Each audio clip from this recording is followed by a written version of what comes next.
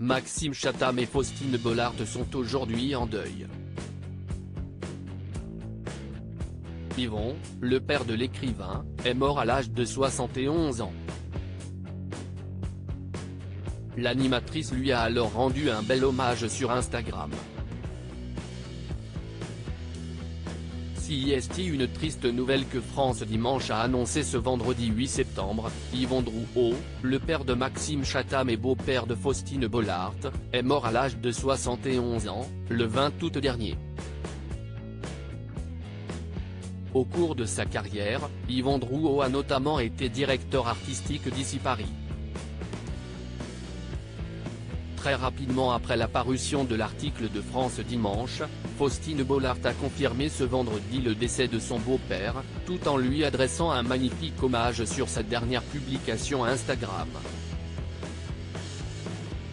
Faustine Bollaert, il aurait été fier qu'on soit si fier de lui. Le père de mon mari, Yvon, aurait adoré être un artiste. Il en était un à sa manière. Alors parce qu'il aimait la lumière, j'ai envie aujourd'hui qu'il apparaisse ici et que vous connaissiez le visage du père aimant, du beau-père et du papy-Yvon plein de vie, loyal et bon qu'il était. Il aurait été fier qu'on soit si fier de lui. Ghislaine, Maxime, Clémentine, Antoine, Abby, Peter et Philippine, a écrit l'animatrice de Ça commence aujourd'hui sur le réseau social. Une publication qui a vite fait réagir les internautes. Via les commentaires, ils ont apporté tout leur soutien à Faustine Bollaert, à son mari, ainsi qu'à tous leurs proches. Faustine Bollaert a rencontré son mari grâce à l'écriture. Maxime Chatham est devenu écrivain grâce à l'amour de son père pour l'écriture. Et c'est d'ailleurs grâce à son métier qu'il a pu rencontrer Faustine Bollaert en 2010, alors qu'elle faisait le pilote de l'émission Et si c'était ça le bonheur ?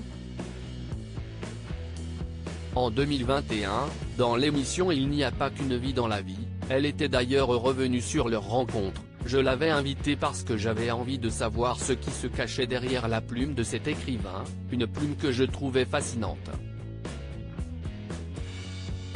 Et j'ai découvert un homme tout aussi fascinant. Après leur entretien, elle avait confié à ses collègues, cet homme-là est parfait. Depuis, il file le parfait amour. Article écrit avec la collaboration de 6 Médias.